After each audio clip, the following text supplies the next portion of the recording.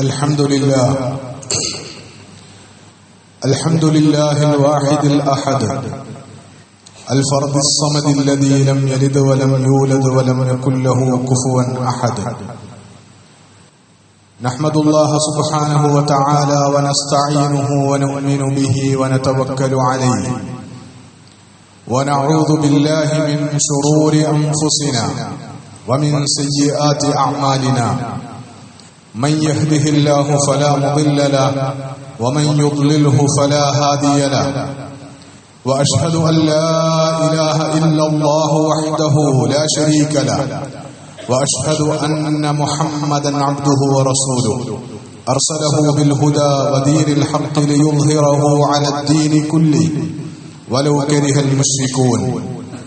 اللهم صل على محمد وعلى آل محمد كما صليت على إبراهيم وعلى آل إبراهيم وبارك على محمد وعلى آل محمد كما باركت على إبراهيم وعلى آل إبراهيم في العالمين إنك حميد مجيد.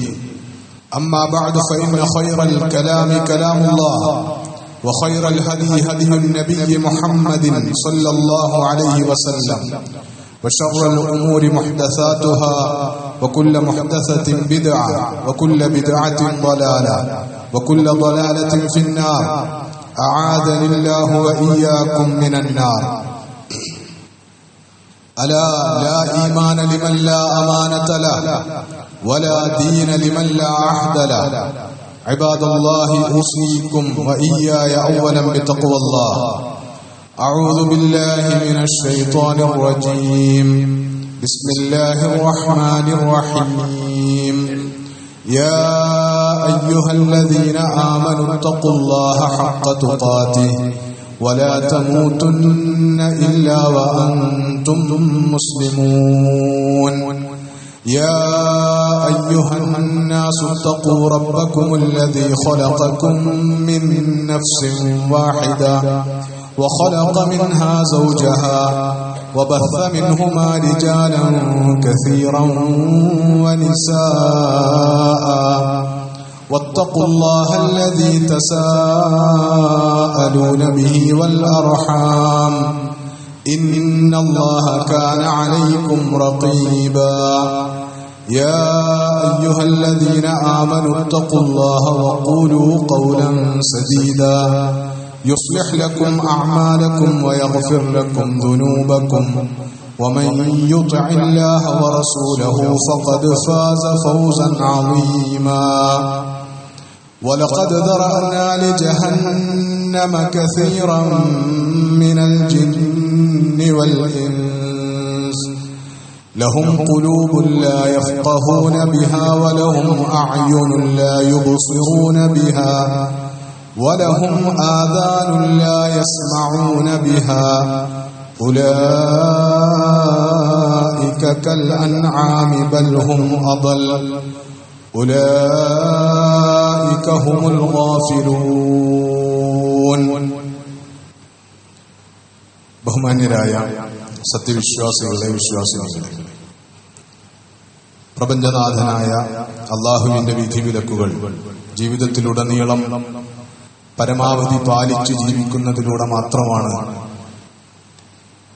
ഇഹപര ജീവിതങ്ങളിൽ യഥാർത്ഥ വിജയവും സന്തോഷവും നേടിയെടുക്കാൻ കഴിയുക എന്ന് മനസ്സിലാക്കി അല്ലാഹുവിനെ അനുസരിച്ചും അവന്റെ നിയമങ്ങൾക്ക് വിധേയമായും അവന്റെ പരിധികൾ പാലിച്ചും അവന് ജീവിതം സമർപ്പിച്ചും തഖ്വയോടെ ജീവിക്കണമെന്ന് ആദ്യമായി വസിയ്യത്ത് ചെയ്യുകയാണ്, ഉപദേശിക്കുകയാണ്.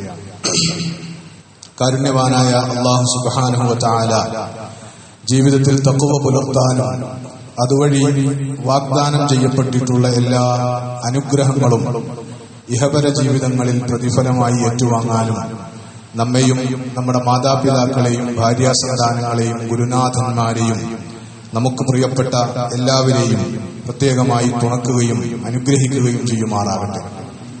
ജീവിതത്തിന്റെ വിവിധങ്ങളായ ആവശ്യങ്ങളെ മുൻനിർത്തി കാരുണ്യവാനായ നാഥനോട് നിരന്തരമായി നമ്മൾ നടത്തിക്കൊണ്ടിരിക്കുന്ന പ്രാർത്ഥനകൾ അവൻ കബൂൽ ചെയ്ത് നമ്മെ അനുഗ്രഹിക്കുമാറാകട്ടെ. ഡിസംബർ 6 പശ്ചാത്തലത്തിൽ കഴിഞ്ഞ ഒരാഴ്ചയിൽ ബാബരി മസ്ജിദുമായി ബന്ധപ്പെട്ട സ്മരണകൾ, അതിന്റെ ചരിത്രം, ഇതുമായി ബന്ധപ്പെട്ടാണ് നമ്മൾ സംസാരിച്ചത്. അതിന് മുമ്പ് ഉള്ള ആഴ്ചയിൽ വിശുദ്ധ ഖുർആനിൽ അല്ലാഹു സുബ്ഹാനഹു വ തആല നായയോട് ഉപമിച്ച ഒരു മനുഷ്യനെ കുറിച്ച് വെച്ചു. അയാളുടെ സ്വഭാവങ്ങളെക്കുറിച്ച്, അയാൾ അകപ്പെട്ടുപോയ കെണിയെക്കുറിച്ച് ആണ് നമ്മൾ സംസാരിച്ചത്. അള്ളാഹുവിന്റെ മാർഗദർശനം വന്നെത്തിക്കഴിഞ്ഞതിന് ശേഷം ആ മാർഗദർശനം പിൻപറ്റി അത് അനുധാവനം ചെയ്ത് ജീവിതത്തിൽ ഉന്നതമായ വിജയങ്ങൾ നേടിയെടുക്കുവാൻ അവസരമുണ്ടായിട്ടും ആ മാർഗദർശനങ്ങളിൽ നിന്ന്, ആ മാർഗനിർദ്ദേശങ്ങളിൽ നിന്ന് ഊരിപ്പോരുകയും പിശാചിന്റെ കെണിയിലകപ്പെട്ട് ദേഹേച്ഛയെ പിൻപറ്റി ഭൂമിയോട്, അധമ വികാരങ്ങളോട് അള്ളിപ്പിടിച്ച് ജീവിച്ച് ജീവിതത്തിൽ പരാജയം ഏറ്റുവാങ്ങേണ്ടി വരികയും ചെയ്ത ഒരാളെയാണ് അല്ലാഹു സുബ്ഹാനഹു വ തആല അപ്രകാരം മസലുഹു കമസലിൽ കൽബ്, നായയോട് ഉപമിച്ചിട്ടുണ്ടായിരുന്നത്. ആ ഉപമയ്ക്ക് ശേഷം അല്ലാഹു സുബ്ഹാനഹു വ തആല പറയുന്ന കാര്യം മൻ യഹ്ദില്ലാഹു ഫഹുവൽ മുഹ്തദി. സമാനമായ പ്രയോഗം നിരന്തരമായി എല്ലാ ആഴ്ചകളിലും ഖുതുബയുടെ ആമുഖത്തിൽ നമ്മൾ കേൾക്കുന്നതാണ്. റസൂലുള്ളാഹി സ്വല്ലല്ലാഹു അലൈഹി വസല്ലം നടത്തിയിട്ടുള്ള എല്ലാ ഖുതുബകളിലും ഈ വചനം പറയുമായിരുന്നു എന്ന് ഹദീസുകളിൽ വന്നിട്ടുണ്ട്. അത് വലിയ ഒരു ജീവിത യാഥാർത്ഥ്യമാണ്. അല്ലെങ്കിൽ ജീവിതത്തിന്റെ വിജയപരാജയങ്ങളുമായി ബന്ധപ്പെട്ട വളരെ അടിസ്ഥാനപരമായ ഒരു ഫോർമുലയാണ് ആ പറയുന്നത്. മൻ യഹ്ദില്ലാഹു ഫഹുവൽ മുഹ്തദി. അല്ലാഹുവിന്റെ മാർഗനിർദ്ദേശങ്ങൾ വന്നെത്തിക്കിട്ടിയവൻ, അതിനെ സ്വീകരിച്ച് ഹിദായത്തിലായവൻ, അവനാണ് യഥാർത്ഥത്തിൽ വിജയത്തിലേക്ക് വഴി നടക്കുക. വമൻ യുദ്ലിൽ ഫഉലൈക ഹുമുൽ ഖാസിറൂൻ. അതേ സമയത്ത് ആ മാർഗനിർദ്ദേശങ്ങളെ പിൻപറ്റാൻ സൗഭാഗ്യമില്ലാതായി പോയവൻ, അല്ലെങ്കിൽ ആ മാർഗനിർദ്ദേശങ്ങളിൽ നിന്ന് സ്വാതന്ത്ര്യം കൊതിച്ച് അള്ളാഹുവിന്റെ പരിധികൾക്കകത്ത് നിന്ന് ഊരിപ്പോയവൻ, അങ്ങനെ വഴികേടിലായി പോയവൻ, അവൻ യഥാർത്ഥത്തിൽ പരാജിതനാണ്. ഫഉലൈക ഹുമുൽ ഖാസിറൂൻ. അങ്ങനെ അള്ളാഹുവിന്റെ മാർഗനിർദ്ദേശങ്ങളിൽ നിന്ന് ഊരിപ്പോയി വഴികേടിലായി പോയവരെല്ലാം ജീവിതത്തിൽ പരാജയപ്പെട്ടു പോകുന്നവരാണ്. ജീവിതത്തിലെ പരാജയം എന്ന് പറയുന്നത് ദുനിയാവിലെ ജീവിതത്തിന്റെ പരാജയമാണ്, അതേപോലെ തന്നെ പരലോക ജീവിതത്തിലെ പരാജയവുമാണ്. അല്ലാഹു സുബ്ഹാനഹു വ തആല തുടർന്നുള്ള ആയത്തിൽ മനുഷ്യരുടെ ശ്രദ്ധയിലേക്ക് കൊണ്ടുവരുന്നത് പരലോകത്ത് ഒരു മനുഷ്യൻ പരാജയപ്പെട്ടു പോകുന്നതിന്റെ ചിത്രമാണ്. അതുകൊണ്ട് അല്ലാഹു അതിനുശേഷം ഇങ്ങനെ പറയുന്നു, വലഖദ് ദറഅനാ ലിജഹന്നമ കസീറൻ മിനൽ ജിന്നി വൽ ഇൻസ്. ധാരാളം മനുഷ്യരെയും ജിന്നുകളെയും നരകത്തിന് വേണ്ടി പടക്കപ്പെട്ടതുപോലെ പടക്കപ്പെട്ടിട്ടുണ്ടവർ. അവരുടെ കർമ്മങ്ങൾ, അവരുടെ സമീപനങ്ങൾ, അവരുടെ ദൈവവിരുദ്ധമായ, മാനവിക വിരുദ്ധമായ, അള്ളാഹുവിന്റെ മാർഗനിർദ്ദേശങ്ങളിൽ നിന്ന് ഊരിച്ചാടിയുള്ള അവരുടെ ജീവിതത്തിന്റെ ശൈലി കണ്ടാൽ അവർ നരകത്തിന് വേണ്ടി പടക്കപ്പെട്ടവർ തന്നെയാണ് എന്ന് തോന്നിപ്പോകുന്നു. ലഹും ഖുലൂബുൻ ലാ യഫ്ഖഹൂന ബിഹാ. അവർക്ക് ഹൃദയങ്ങളുണ്ട്, പക്ഷേ അവർ ചിന്തിക്കുന്നില്ല, കാര്യങ്ങൾ ഉൾക്കൊള്ളുന്നില്ല, ഗ്രഹിക്കുന്നില്ല. വലഹും അഅ്യുനുൻ ലാ യുബ്സിറൂന ബിഹാ, അവർക്ക് കണ്ണുകളുണ്ട്, ആ കണ്ണുകൾ കൊണ്ടവർ കാണേണ്ടത് പ്രകാരം കാണുന്നില്ല. വലഹും ആദാനുൻ ലാ യസ്മഊന ബിഹാ, അവർക്ക് കാതുകളുണ്ട്, ആ കാതുകൾ കൊണ്ട് കേൾക്കേണ്ടതൊന്നും കേൾക്കേണ്ടതുപോലെ അവർ കേൾക്കുന്നില്ല. അതുകൊണ്ട് തെറ്റായ കേൾവികൾ, തെറ്റായ കാഴ്ചകൾ, തെറ്റായ ആലോചനകൾ, തെറ്റായ യുക്തികൾ, ഇതാണ് അവരെ നയിക്കുന്നത്. പക്ഷേ അതാണ് ശരിയായ യുക്തി എന്നാണ് അവർ തെറ്റിദ്ധരിക്കുന്നത്. തങ്ങൾ കണ്ടതാണ്, തങ്ങൾ കണ്ടത് മാത്രമാണ് സത്യമെന്നാണ്, അതാണ് ശരിയെന്നാണ് അവർ ധരിക്കുന്നത്. തങ്ങൾക്ക് കേട്ടു ബോധ്യപ്പെട്ടതിനപ്പുറത്തുള്ള യാഥാർത്ഥ്യങ്ങളൊന്നും യാഥാർത്ഥ്യങ്ങളല്ല എന്ന് കരുതി നിരാകരിക്കുകയാണ് അവർ ചെയ്യുന്നത്. അവർ വലിയ വഴികേടിലാണ് സംഭവിച്ചു പോയിട്ടുള്ളത്, പതിച്ചു പോയിട്ടുള്ളത്.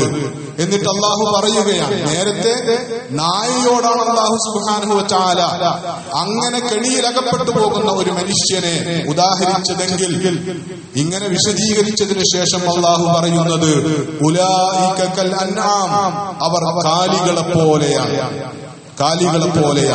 കാലികളിൽ ഒന്നാണ് നായ, നാലുകാലുള്ള ജീവികളിൽ ഒന്നാണ്, ജന്തുക്കളിൽ ഒന്നാണ് നായ എന്ന് പറയുന്നത്. അവർ കാലികളെ പോലെയാണ്, മൃഗങ്ങളെ പോലെയാണ്.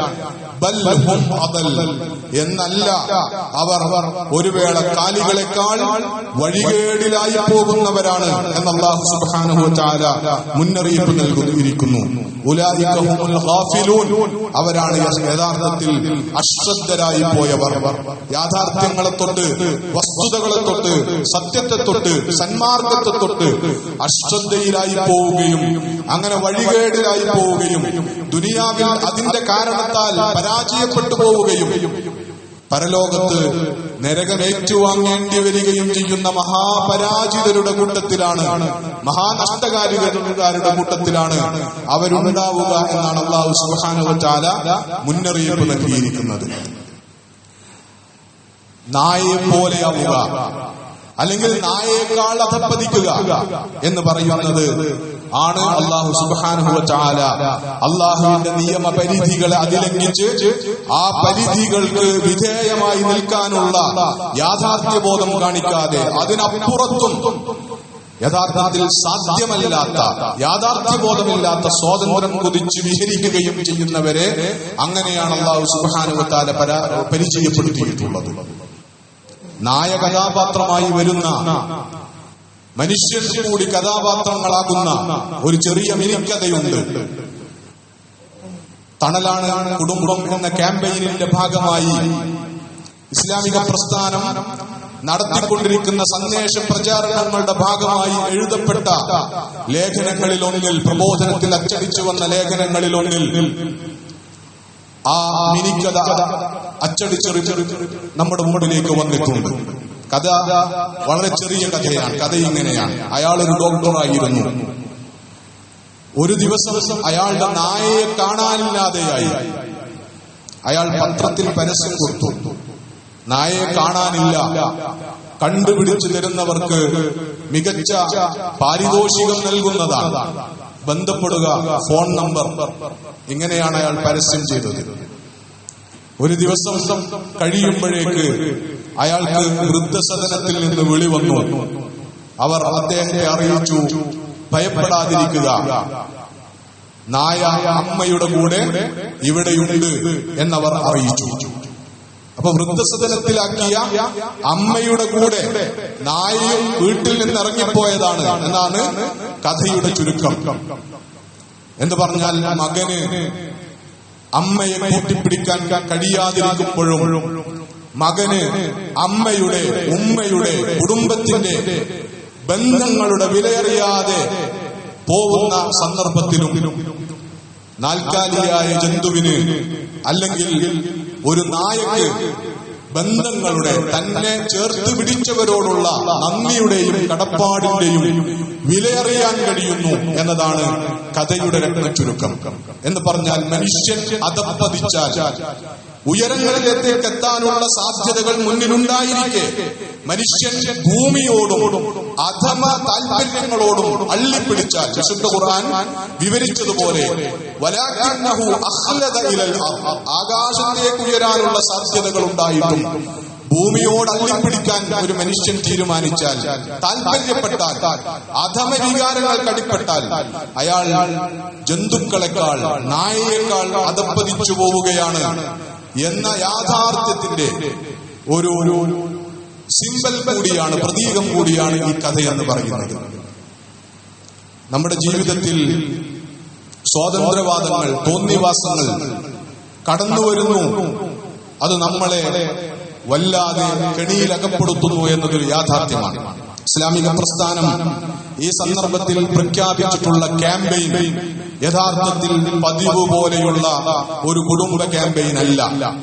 മറിച്ച് ഈ ഒരു സാഹചര്യത്തിൽ നമ്മുടെ കുടുംബത്തിന്റെ, കുടുംബ സംവിധാനത്തിന്റെ അടിത്തറയെ തന്നെ ഇളക്കി മറിക്കുന്ന വളരെ അപകടകരമായ ഒരു പ്രത്യയശാസ്ത്രത്തോടുള്ള, വളരെ അപകടകരമായ ഒരു ഐഡിയോളജിയോടുള്ള പ്രതിരോധമാണ് യഥാർത്ഥത്തിൽ ഈ ക്യാമ്പയിൻ.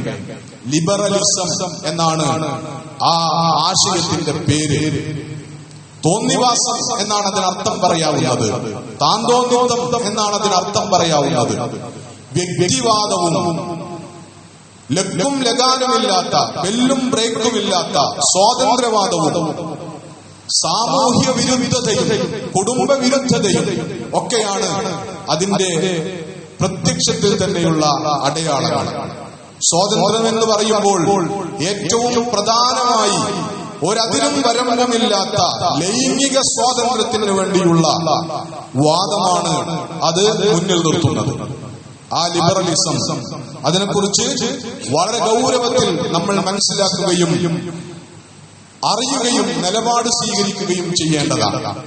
എവിടെയൊക്കെയോ ഉള്ള ഏതോ ഒരു സിദ്ധാന്തത്തെ കുറിച്ചല്ല ഈ പറയുന്നത്. വളരെ അപകടകരമായ സ്വഭാവത്തിൽ നേർക്കുനേരെ പല രീതിയിൽ നമ്മുടെ ജീവിതത്തെ അപകടപ്പെടുത്തുന്ന, വെല്ലുവിളിക്കുന്ന ഒരാശയത്തെ കുറിച്ചാണ് ഈ പറയുന്നത്.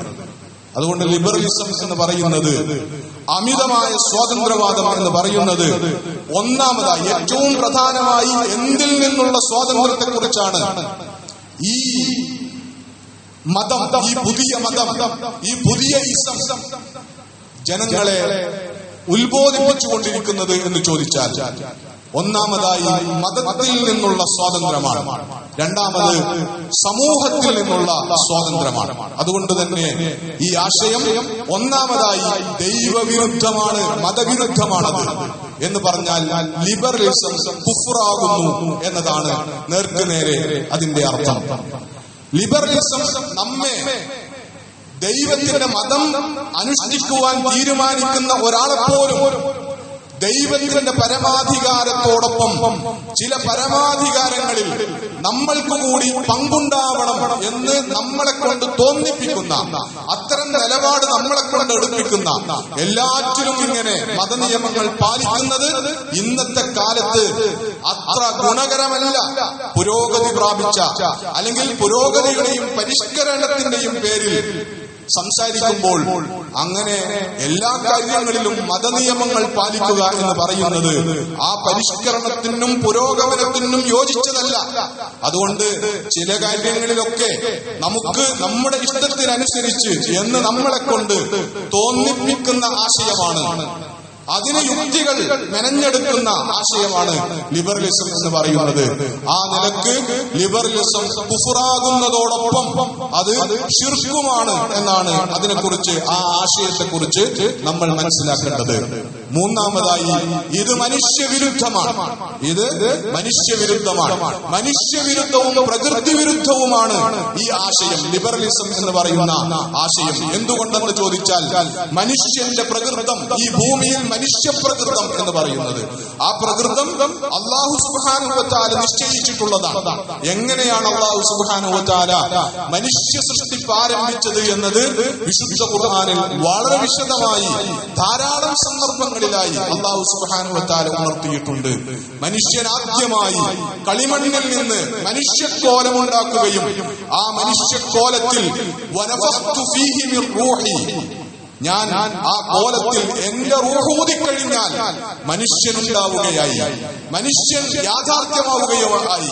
അങ്ങനെ കളിമണ്ണിൽ നിന്നും എന്റെ ആത്മാവിന്റെ, എന്റെ ചൈതന്യത്തിന്റെ അംശത്തിൽ നിന്നും അത് രണ്ടും ചേർത്ത് ഞാൻ മനുഷ്യ സൃഷ്ടിപ്പ് പൂർത്തിയായി കഴിഞ്ഞാൽ ഫഖഉ ലഹു സാജിദീൻ, എന്റെ ഏറ്റവും ആദരണീയനായ ശ്രേഷ്ഠതയുള്ള സൃഷ്ടിയാണ് അതോടുകൂടി ഉണ്ടായിത്തീരുന്നത്. അതുകൊണ്ട് മാലാഖമാരോട്, സാക്ഷാൽ മലായികത്തിനോട് അല്ലാഹു സുബ്ഹാനഹു വ തആല നിങ്ങൾ ആ സന്ദർഭം വന്നെത്തിയാൽ, ആ സന്ദർഭം സംഭവിക്കുമ്പോൾ ഉടനെ നിങ്ങൾ ആദ്യമായി പടക്കപ്പെടുന്ന ആ മനുഷ്യന് മുമ്പിൽ സുജൂദിൽ വീഴണം എന്ന് അല്ലാഹു സുബ്ഹാനഹു വ തആല നിർദ്ദേശിക്കുകയാണ്. ആദമിനെ പടച്ചതിന് ശേഷം പിന്നീടുണ്ടാകുന്ന അടുത്ത സംഭവം എന്ന് പറയുന്നത് ആദമിനിണയായി ഹവ്വ പടക്കപ്പെടുക എന്നതാണ്. എന്ന് പറഞ്ഞാൽ മനുഷ്യന്റെ ജീവിതം എന്ന് പറയുന്നത് ഏതെങ്കിലും ഒരു ഘട്ടത്തിൽ ഒരു പുരുഷൻ ഒറ്റയ്ക്ക് ജീവിക്കുക എന്ന് പറയുന്നത് അള്ളാഹുവിന്റെ സങ്കല്പത്തിൽ ഉണ്ടായിട്ടില്ല. മറിച്ച് മനുഷ്യന്റെ പൂർണ്ണത എന്ന് പറയുന്നത് മനുഷ്യനോടൊപ്പം മനുഷ്യ വർഗത്തിലെ പുരുഷൻ എന്ന് പറയുന്ന ഒരു വർഗത്തിന്റെ കൂടെ ഒപ്പം തന്നെ സ്ത്രീ എന്ന് പറയുന്ന അവന്റെ ഇണയായി, സ്ത്രീയായി ഒരാളുണ്ടാവുക എന്നതാണ്. അങ്ങനെയാണ് മനുഷ്യന്മാർ ഉണ്ടായിട്ട് മനുഷ്യ സൃഷ്ടിപ്പ് ആരംഭിച്ചിട്ടുള്ളത്. യാ ആദമുസ്കുൻ അൻത വസൗജുകൽ ജന്ന, സ്വർഗത്തിൽ പാർക്കാൻ വേണ്ടി ആദമിനെ അല്ലാഹു സുബ്ഹാനഹു വ തആല നിയമിക്കുമ്പോൾ ആദമിന്റെ കൂടെ ആദമിന്റെ ഇണയുമുണ്ട് എന്നതാണ്. എന്ന് പറഞ്ഞാൽ ദാമ്പത്യ ബന്ധത്തിലൂടെ ഇണയും തുണയുമായി രൂപപ്പെടുന്ന ഒരു കുടുംബത്തിൽ, ആ കുടുംബത്തിൽ പിന്നെ ആ ഭാര്യാഭർത്താക്കന്മാരിലൂടെ അല്ലെങ്കിൽ ആണും പെണ്ണുമായ ആ രണ്ട് ഇണകളിലൂടെ ഉണ്ടായിത്തീരുന്ന സന്താന പരമ്പരകൾ, അങ്ങനെ ഒരു കുടുംബഘടന രൂപപ്പെട്ട് മനുഷ്യ ജീവിതം ഉണ്ടാവുക. ഇതാണ് പ്രകൃതി എന്ന് പറയുന്നത്. ഇതാണ് അല്ലാഹു നിശ്ചയിച്ചിട്ടുള്ള മനുഷ്യ ജീവിതത്തിന്റെ അടിസ്ഥാനം എന്ന് പറയുന്നത്. അവിടെ നിന്ന് മനുഷ്യനെ കേവലം ഒരു വ്യക്തിയായി അടർത്തിയെടുത്ത് ഇൻഡിവിജ്വലിസത്തിന്റെ, വ്യക്തിവാദത്തിന്റെ മറവിൽ അല്ലെങ്കിൽ ആ വ്യക്തിവാദത്തിന്റെ ഒരു സ്വഭാവത്തിൽ മുന്നോട്ട് പോകാൻ ആളുകളെ പ്രേരിപ്പിക്കുക. തന്റെ ജീവിതത്തിന് തനിക്ക് ചൂഷണം ചെയ്യാൻ ഈ സമൂഹത്തെ ആവശ്യമാണ്. അതിന് സമൂഹം ഇവിടെ ഉണ്ടായിക്കൊള്ളട്ടെ. പക്ഷേ ആ സമൂഹത്തോട്, ആ സമൂഹത്തിലെ ഏതെങ്കിലും യൂണിറ്റുകളോട് പ്രത്യേകമായ കൂറും പ്രതിബദ്ധതയും കടപ്പാടുമൊന്നുമുള്ള ഒരു ജീവിതം എനിക്ക് പഥ്യമല്ല, അതെനിക്ക് സ്വീകാര്യമല്ല. ഞാനൊരു വ്യക്തിയായി എന്റെ ഇഷ്ടം പോലെ ഉദാരമായ സ്വാതന്ത്ര്യത്തോടുകൂടി എനിക്കിഷ്ടമുള്ളതൊക്കെ ചെയ്ത് ജീവിക്കാൻ എനിക്ക് സാധ്യമാവണം എന്ന വാദമാണ് ലിബറലിസം ഉയർത്തുന്നത്. അതുകൊണ്ടത് മനുഷ്യവിരുദ്ധമാണ്, അത് പ്രകൃതി വിരുദ്ധമാണ്. മനുഷ്യവിരുദ്ധവും പ്രകൃതി വിരുദ്ധവും സമൂഹ വിരുദ്ധവുമാണത്. അതുകൊണ്ടാണ് ഒരു സമൂഹത്തോടുള്ള ഒരു കൂറും കടപ്പാടും പുലർത്താൻ ആ വാദം മുന്നിൽ വെക്കുമ്പോൾ മനുഷ്യന് സാധ്യമാകാത്തത്. കേവലം ലാഭേച്ഛയുടെ അടിസ്ഥാനത്തിൽ മനുഷ്യ സൃഷ്ടിപ്പിലെ മണ്ണിന്റെ അംശത്തെ മാത്രം കാണുകയും അള്ളാഹുവിന്റെ ചൈതന്യത്തിന്റെ അംശത്തെ കാണാതിരിക്കുകയും കേവലം ഭൗതികവും സാമ്പത്തികവുമായ ലാഭനഷ്ടങ്ങളുടെ അടിസ്ഥാനത്തിൽ മാത്രം ജീവിതത്തെ വിലയിരുത്തുകയും ചെയ്യുന്ന ഒരാശയം ദൈവത്തെ നിരാകരിച്ചുകൊണ്ട്, ദൈവത്തിന്റെ അവകാശങ്ങളെ നിരാകരിച്ചുകൊണ്ട്, മനുഷ്യ പ്രകൃതിയെ നിരാകരിച്ചുകൊണ്ട്, മനുഷ്യ ജീവിതത്തിന്റെ അനിവാര്യമായ സാമൂഹികതയെ നിരാകരിച്ചുകൊണ്ട്, ആ സാമൂഹികതയുടെ ഭാഗമായ അതിന്റെ അടിസ്ഥാന യൂണിറ്റായ കുടുംബഘടനയെ നിരാകരിച്ചുകൊണ്ട്, ഞാനൊരു വ്യക്തി മാത്രമാണ്, എനിക്ക് ജന്മം നൽകിയ കേവലം ശരീരങ്ങൾ മാത്രമാണ് എന്റെ മാതാപിതാക്കൾ എന്ന് പറയുന്നത്, അതിനപ്പുറത്ത് മൂല്യങ്ങളുടെയും ധാർമ്മികതയുടെയും സദാചാരത്തിന്റെയും ഒന്നും അടിസ്ഥാനത്തിൽ എനിക്കവരോട് പ്രത്യേകമായ കൂറോ കടപ്പാടോ ഇല്ല. എന്റെ വ്യക്തിപരമായ ലാഭനഷ്ടങ്ങളുടെ അടിസ്ഥാനത്തിൽ മാത്രമാണ് ഞാൻ അവരോട് സമീപനങ്ങൾ സ്വീകരിക്കുക.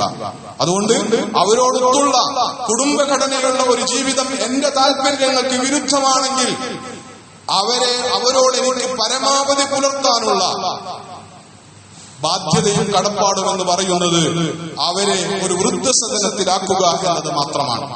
അല്ലെങ്കിൽ അവരെ പരിചരിക്കുവാൻ കാശ് കൊടുത്ത് ആരെയെങ്കിലും ഏൽപ്പിക്കുക എന്നതിനപ്പുറത്ത് ഉള്ള ഇടപഴക്കങ്ങൾ, എന്റെ സമയം ചെലവഴിക്കലുകൾ, എന്റെ അധ്വാന പരിശ്രമങ്ങൾ, ഇതൊക്കെ എനിക്ക് ഭൗതികമായി നഷ്ടങ്ങൾ ഉണ്ടാക്കുന്നതാണ്. അങ്ങനെയുള്ള വിചാരങ്ങളിലേക്ക് വ്യക്തികളെ കൊണ്ടെത്തിക്കുന്ന നിങ്ങളെ സംബന്ധിച്ചിടത്തോളം നിങ്ങൾ എന്ന വ്യക്തിയാണ് പ്രധാനം എന്ന ബോധം മനുഷ്യരിൽ ഉണ്ടാക്കി കുടുംബഘടനയെ തകർത്ത് കളഞ്ഞ് ആ കുടുംബഘടന തകരുന്നതിന്റെ ഭാഗമായി വ്യക്തികൾക്ക് ആവശ്യമുണ്ടാകുന്ന കാര്യങ്ങൾക്കൊക്കെ മാർക്കറ്റുകൾ പുറത്തുണ്ടാക്കി വിപണികൾ സൃഷ്ടിച്ച് അതിലൂടെ സാമ്പത്തിക നേട്ടം കൊയ്യാനുള്ള പദ്ധതിയുടെ ഭാഗമായി രൂപപ്പെട്ടിട്ടുള്ള ഒരാശയമാണിത്. അതുകൊണ്ട് കുഫ്റായ, ശിർക്കായ, മനുഷ്യവിരുദ്ധമായ, സാമൂഹ്യ വിരുദ്ധമായ, കുടുംബഘടനയ്ക്ക് വിരുദ്ധമായ, പ്രകൃതിക്ക് വിരുദ്ധമായ, ഇങ്ങനെ എല്ലാ അർത്ഥത്തിലും കരുതിയിരിക്കേണ്ടുന്ന, അപകടം വിതയ്ക്കേണ്ടുന്ന ഒരാശയത്തെ പ്രതിരോധിക്കാൻ വേണ്ടിയാണ്. അത് നമ്മുടെ വ്യക്തി ജീവിതത്തെ തകർത്ത് കളയുന്നതിൽ നിന്ന്, നമ്മുടെ കുടുംബഘടനയെ തകർത്ത് കളയുന്നതിൽ നിന്ന്, നമ്മുടെ സാമൂഹ്യ ബന്ധങ്ങളെ അത് നശിപ്പിക്കുന്നതിൽ നിന്ന്, നമ്മുടെ മൊത്തം ജീവിതത്തെ തന്നെ പരാജയത്തിലേക്കും നാശത്തിലേക്കും തള്ളിവിടുന്നതിൽ നിന്ന് ജാഗ്രത പുലർത്തുക.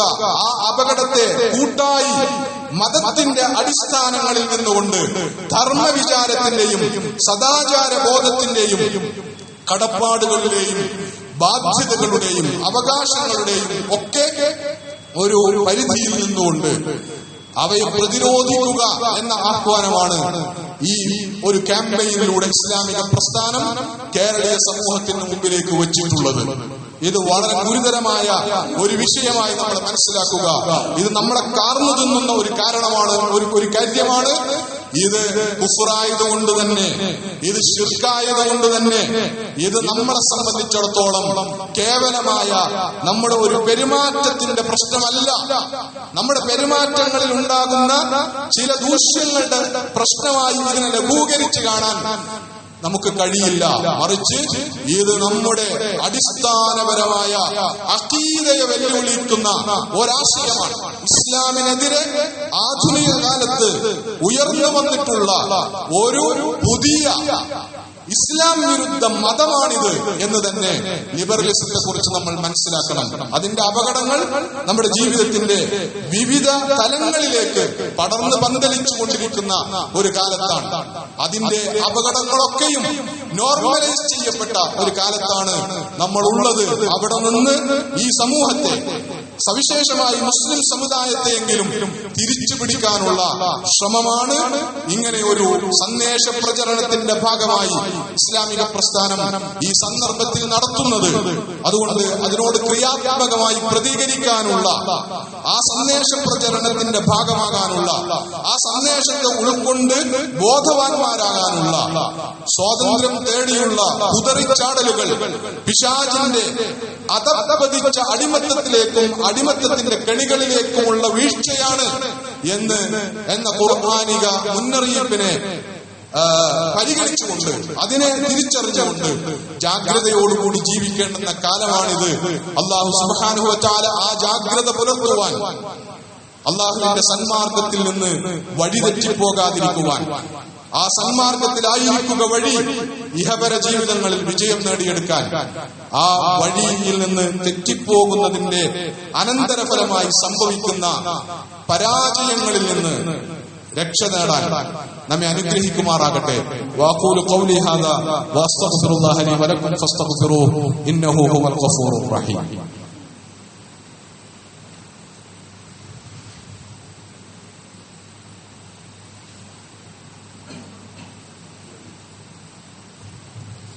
അൽഹംദുലില്ലാഹി റബ്ബിൽ ആലമീൻ വൽആഖിബത്തു ലിൽമുത്തഖീൻ വലാ ഉദ്വാന ഇല്ലാ അലൽ ളാലിമീൻ. اللهم صل وسلم وبارك على محمد وعلى آله وصحبه أجمعين. عباد الله أوصيكم وإياي ثانيا بتقوى الله. يا أيها الذين آمنوا اتقوا الله ولتنظر نفس ما قدمت لغد واتقوا الله إن الله خبير بما تعملون. اللهم اغفر للمؤمنين والمؤمنات والمسلمين والمسلمات الأحياء منهم والأموات إنك مجيب الدعوات يا قاضي الحاجات طيب ثراهم واجعل الجنة مأوانا ومأواهم اللهم أجرنا من النار اللهم أجرنا ووالدينا من النار اللهم ارحم موتانا وموتى المسلمين واشف مرضانا ومرضى المسلمين اللهم اغفر لنا ولآبائنا ولأمهاتنا رب ارحمهم كما ربونا صغارا ربنا هب لنا من أزواجنا وذرياتنا قرة أعين واجعلنا للمتقين إماما ربنا اغفر لنا ولإخواننا الذين سبقونا بالإيمان ولا تجعل في قلوبنا غلا للذين آمنوا ربنا إنك رؤوف رحيم ربنا آتنا من لدنك رحمة وهيئ لنا من أمرنا رشدا اللهم ربنا لا تزغ قلوبنا بعد إذ هديتنا وهب لنا من لدنك رحمة إنك أنت الوهاب اللهم ربنا آتنا في الدنيا حسنة وفي الآخرة حسنة وقنا عذاب النار اللهم أعزنا بالإسلام وأعز الإسلام بنا اللهم انصر الإسلام والمسلمين في كل مكان في العالم يا رب العالمين اللهم انصر إخواننا المجاهدين في كل مكان في العالم يا رب العالمين اللهم انصرهم في فلسطين اللهم انصرهم في سوريا اللهم انصرهم في سائر أنحاء العالم يا رب العالمين يا ذا الجلال والإكرام يا حي يا قيوم برحمتك نستغيث اللهم أغثنا اللهم انصرنا على القوم الكافرين ربنا أفرغ علينا صبرا وثبت أقدامنا وانصرنا على القوم الكافرين ربنا توفنا مسلمين وألحقنا بالصالحين ربنا تقبل منا إنك أنت السميع العليم وتب علينا إنك أنت التواب الرحيم فاغفر لنا يا غافر المذنبين وارحمنا بأنواع رحمتك يا أرحم الراحمين وصلى الله تعالى وسلم على خير خلقه سيدنا محمد وعلى آله وصحبه أجمعين.